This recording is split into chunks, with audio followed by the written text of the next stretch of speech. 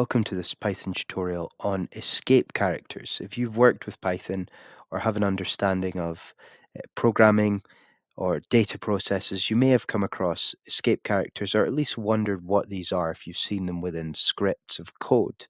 Now, essentially, what an escape character helps us do is just use characters that may be illegal or hard to implement within our strings or pieces of code. So, for example, here with select all from test SQL table, we specify a string with single or quotation marks. We may want to add in another piece of text a set of quotation marks. However, if we did that single quotation marks, that would nullify the string that we have because it's then going to break out if we put single quotation marks around from, that would be broken out from our string and it's not going to work properly. Same case if we had double quotation marks and we wanted to introduce maybe within a specific bit of string uh, double quotation marks to show that this is potentially in documentation, this is speech. We couldn't do that as well. So we need to use something called an escape character. And typically, what this is comprised of is a backslash and then a specific character. So N for new line, a T for tab, we can implement single quotation marks, carriage returns, we can even look at things like hex values. So there's a lot to do, and I'm going to show you this. It's also worth noting that here, just for simplicity's sake, or to make things a bit more viewable, I've just sort of got the script that will present our data within a Tkinter um, window, which is just a GUI with the sort of classic Tkinter Python package. So if we look through this script here, we import Tkinter. If you haven't yet imported it and you want to copy this verbatim, you can go pip install tk, and that will add the Tkinter dependency into your Python packages.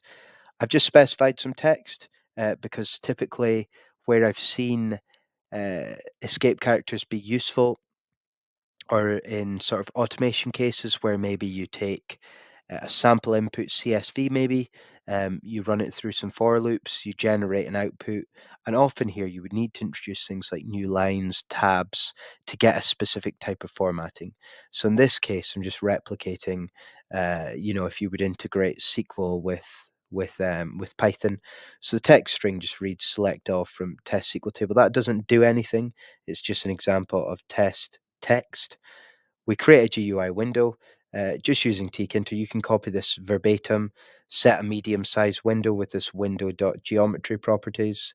Uh, we specify the list label, the text that we're using, which is the text from here, and then we essentially just use main loop to show the output. So if we were to run this right now with our sample text, we could do that. We could go ahead and run, and you can see here we get the output select all from test SQL table. Now let's actually look at escape characters and how this can help format and sort of get a desired output that we may require in the real world. I've added in some examples of common escape characters that we may use, and we'll go through these within the context of our GUI and present these. I could have just printed these to the terminal, console, whatever. However, the GUI is just going to make things a bit less limited when recording this. Now, also important to note, there are escape characters for form feed, for octal and hex values. We're not going to focus on those because they're less common.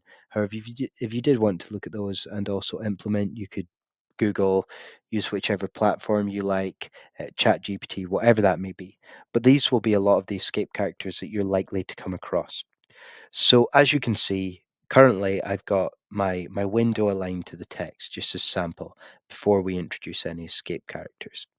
So if I click run in just a second, you'll see we get that standard select all from test SQL table that we have as our sample string. So let's look at the first escape character. Now I've named these variables pretty well, pretty descriptively, so that you know exactly what they are.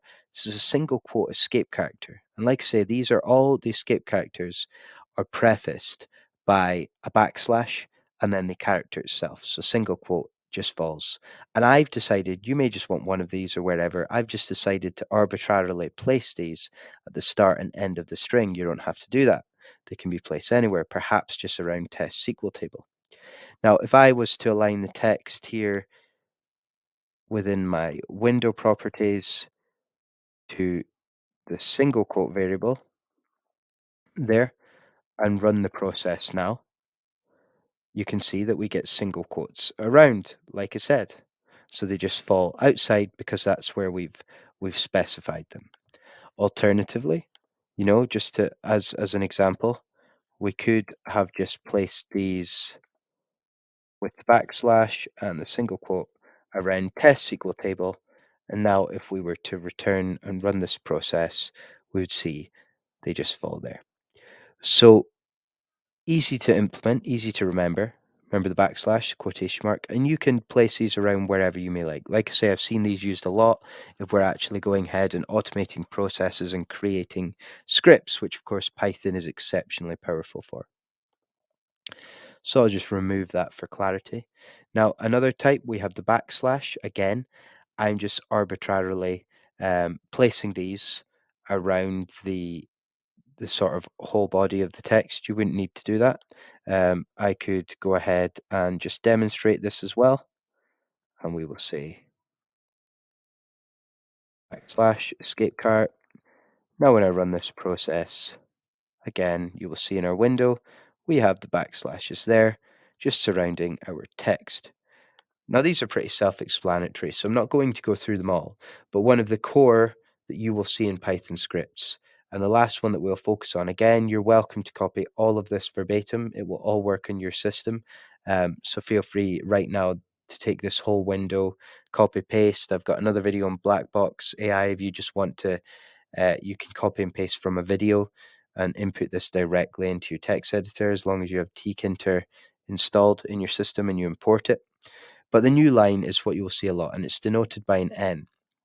You see, I've placed this just anywhere within the string, so it will produce a new line on test SQL table. But what I could actually do is place the new line with a backslash in the N before from, because that's typically the way that you would structure SQL query, a new line for from, just for readability.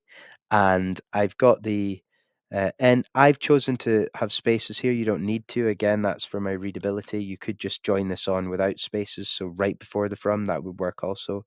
Right after the asterisk. There's no specific sort of formula there.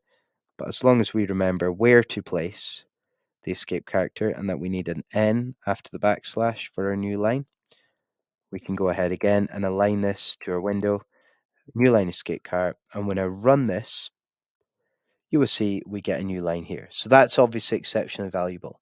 Again, if you want to play around this, you don't have to use Tkinter or a GUI. You can just print to the console, play around with these, get used to how they work, and really hopefully when you start to do more data science, automation, analytical things with Python, this could serve a really good use case. Explore, and if you like the content, please feel free to like, comment, subscribe, and share. Thank you.